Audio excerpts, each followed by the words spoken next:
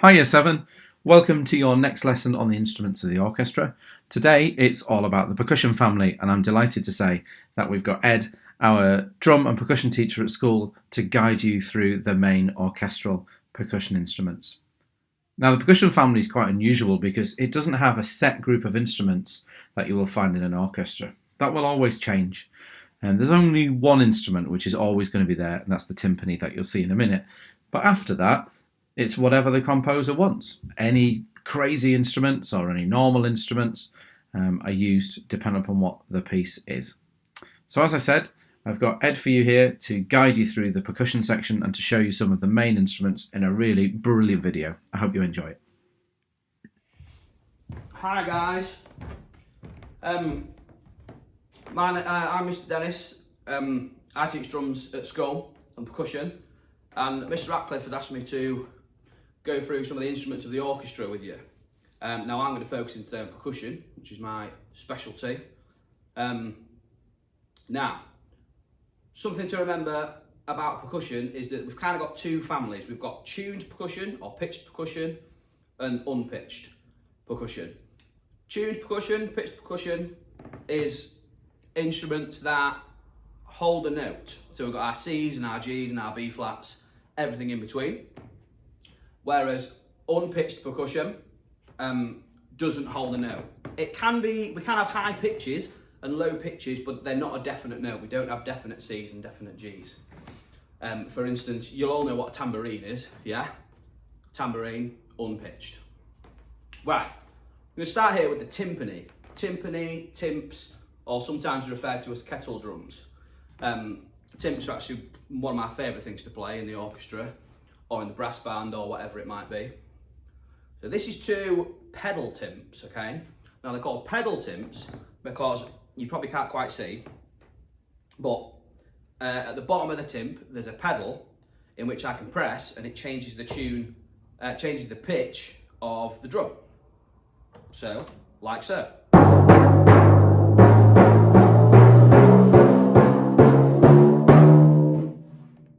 So I can go from low to high with just the press of a pedal, or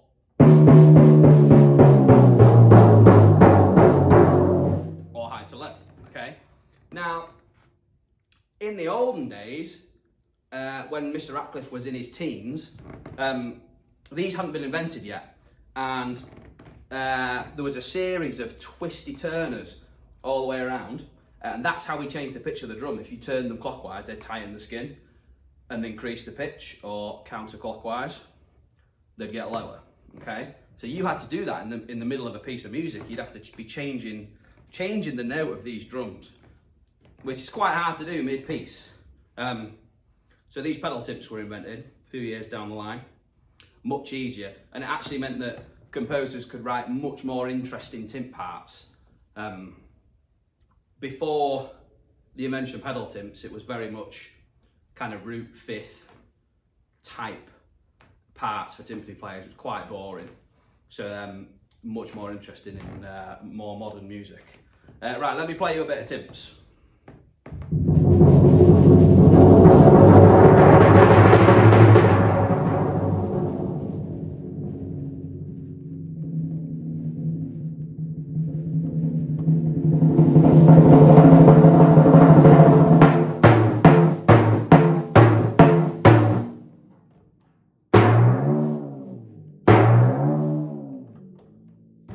Smart. So that's timps. Timpanis, kettle drums, all means the same thing. This big drum here is a concert bass drum or orchestral bass drum. It's just like the bass drum on a drum kit, aside from it's too big to operate by a pedal. So we hit it with beaters. A few things we can do with this drum. We can do rolls like we can do on the timps. This is an unpitched instrument, by the way.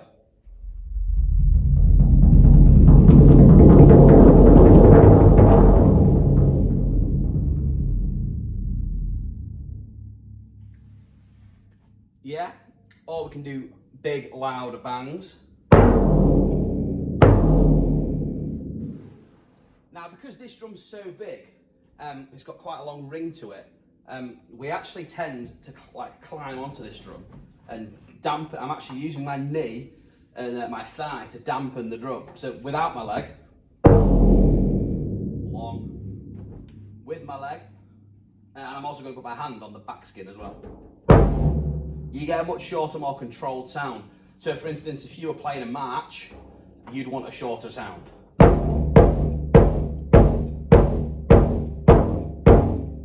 Yeah? So that's the orchestral bass drum. And while I'm here, assuming you can see, let's do these bells behind. I'll just shift this out of the way. Now these things here are what we call tubular bells. Okay? These kind of mimic the sound of church bells. These are pitched. You see, we've got a limited range of notes, but each one of these tubes is a different note, and they're laid out just like a piano. So all your natural notes are along the bottoms, they're your white notes, and then your black notes, your accidentals, sharps and flats are up here. They sound very much like church bells, like I say.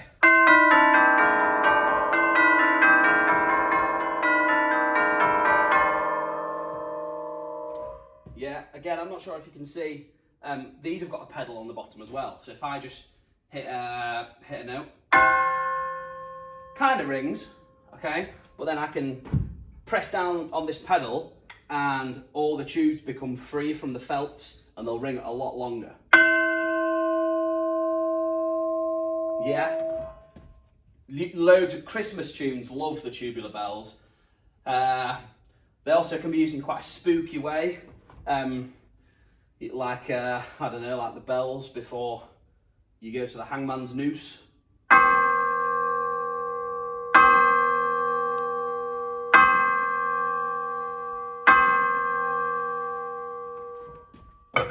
Tubular bells, pitched instrument.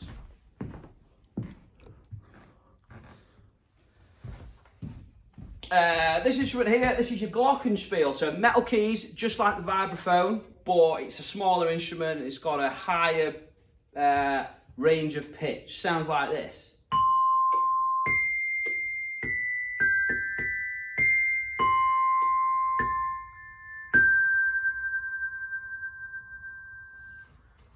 Glockenspiel, yeah, lovely, bright sounding. Yeah, higher pitch to this, Glockenspiel tuned. This instrument here, this is the xylophone, made of wood keys, like I already said. I haven't got the right beaters for this, so bear with me, but this is what we've got.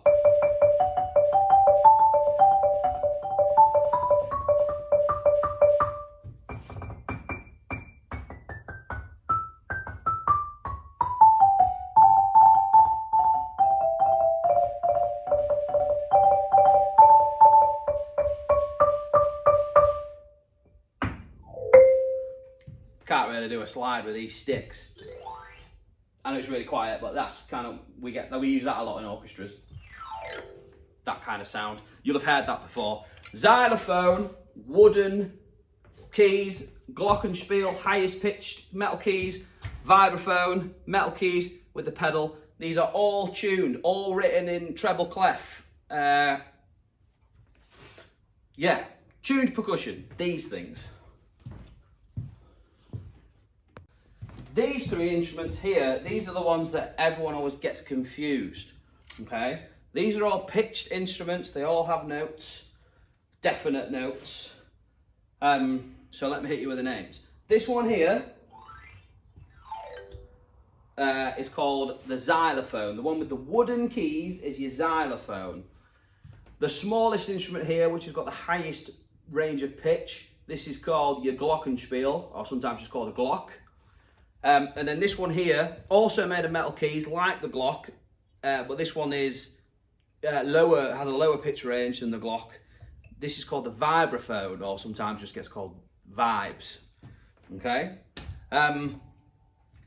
So I'll start with the Vibes, okay? I haven't got the correct beaters to be playing all of these, really, because I don't know where my stick bag is, but I'll do my best for you. So, Vibraphone, here we go.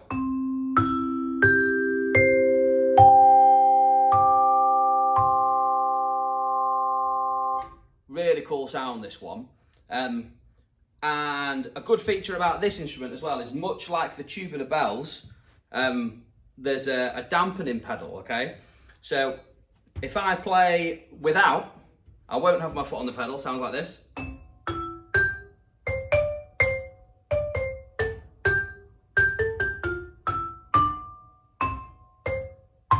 Short notes, okay? Now if I put my foot down on the pedal, it removes the felts from the keys, so we can get long sustained notes.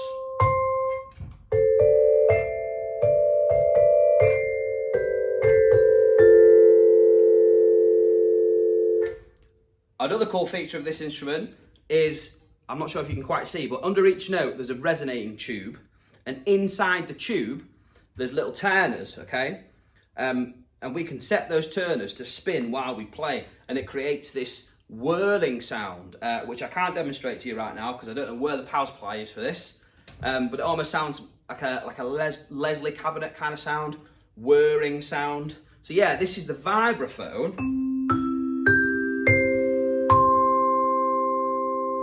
Vibes. These guys are what we call tempo blocks. Now these are an example of, it's non-pitched percussion, so they're not tuned to a note, but we do have high pitches and low pitches. I don't know if you can see, there's 5 blocks here in different sizes, so that they're going to be different pitches.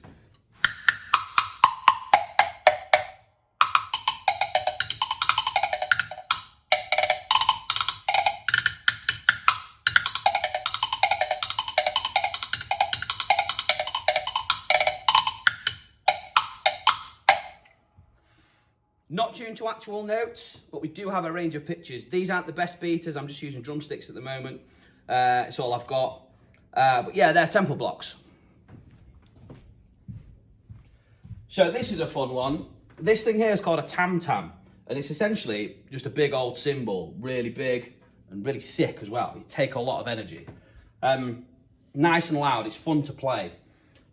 We use this in big climactic occasions in pieces of music. We can do big crashes on it, or we can do big rolls and big crescendos. Let me just, I'll just show you a big crescendo-y type roll thing.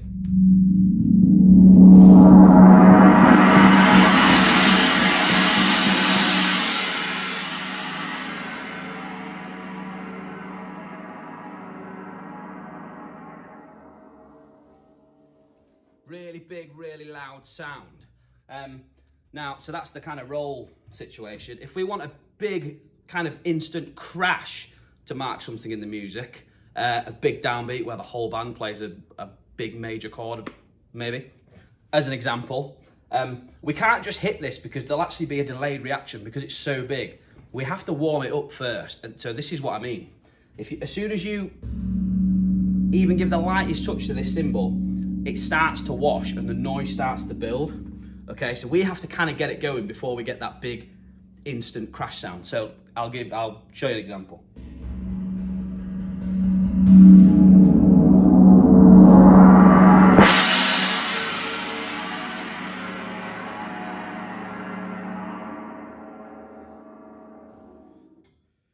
That one's fun to play.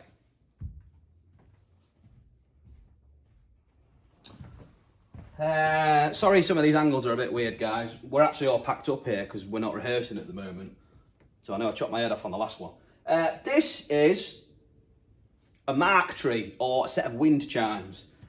You might not have seen these before, but you've definitely heard them.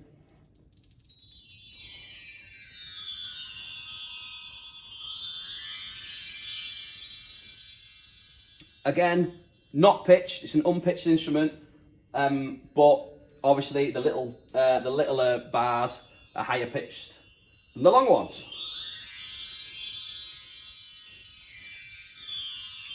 Magical kind of sounds, very Disney. Right, these bad boys are a set of clash cymbals. Not crash with an R, clash with an L. Okay? You'll have seen these before, toy monkey type thing. I'll play them. You know what sound they make, but I'll play them. Sometimes we warm these up a bit as well. If we just hit them on our knee a little bit, kind of gets the cymbal going, vibrating, gets the energy started.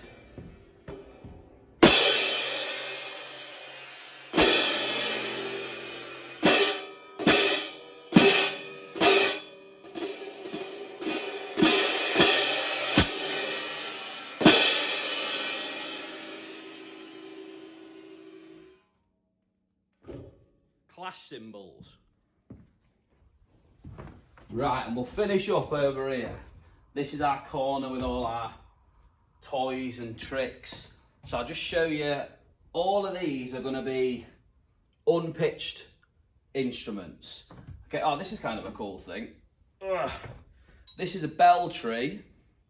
Okay, sounds like this.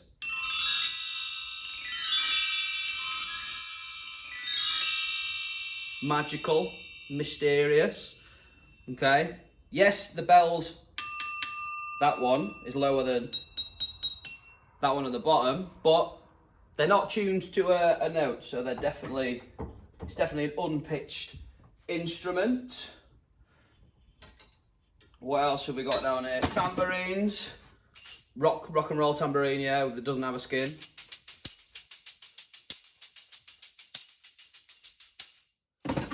We've loads of stuff in here. Oh, everyone's favourite, more cowbell.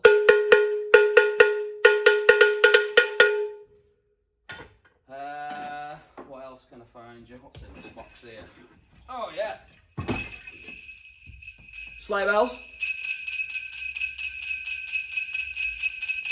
Christmas time, we get them a lot.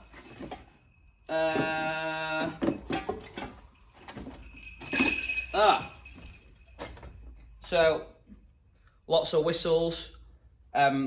We play as a percussionist. You play so many different instruments. You have to be proficient on so much. This is a bag of different sounding whistles.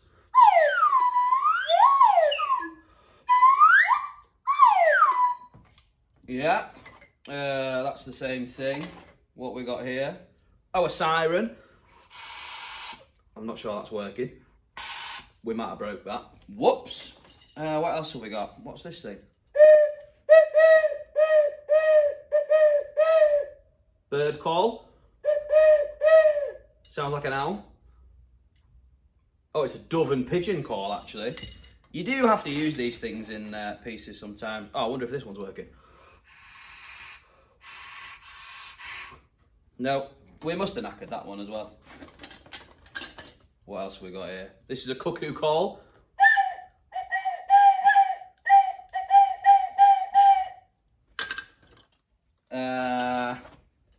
Oh, this is a train. It's got 3 tubes on it to make the sound of a train steam engine. We've all sorts of stuff in here. What we got here? Ah, right. This is a siren.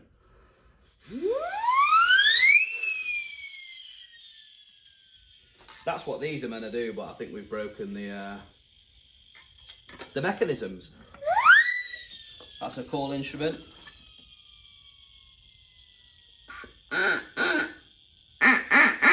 Duck call. Quack, quack. There's loads of stuff. What else have we got down here? Oh, this is a cool thing. This is a vibra slap. Cool instrument there. Claves. We like claves. Kind of Latin feel.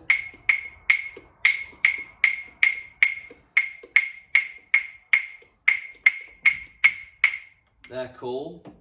What else? Ah, this is a cool thing. This instrument is called a flexitone. So a weird and wonderful percussion instrument.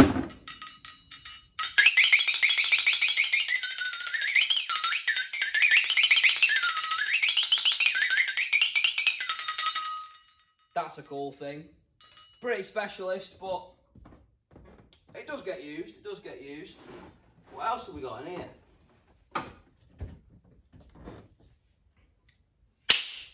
Slapstick. I'm not making this up. These are actual instruments of the orchestra. Cabasa.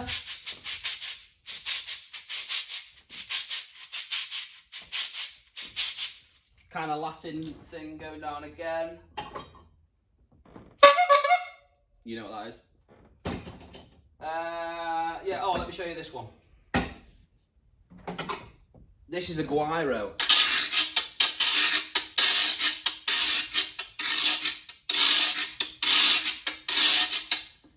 Got handles actually on it. Oof.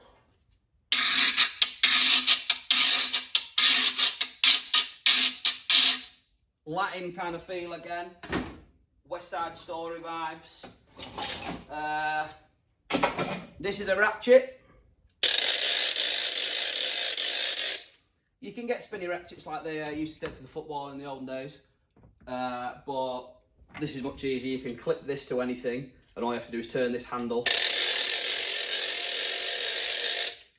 and you've ratchet for days. Yeah, so these are all unpitched. They're not tuned instruments. Let's finish with a classic.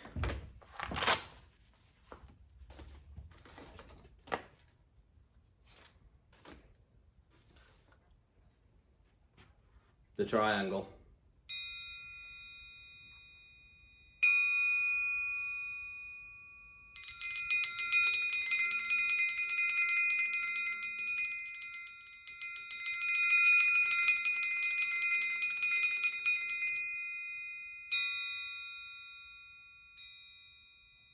Triangle.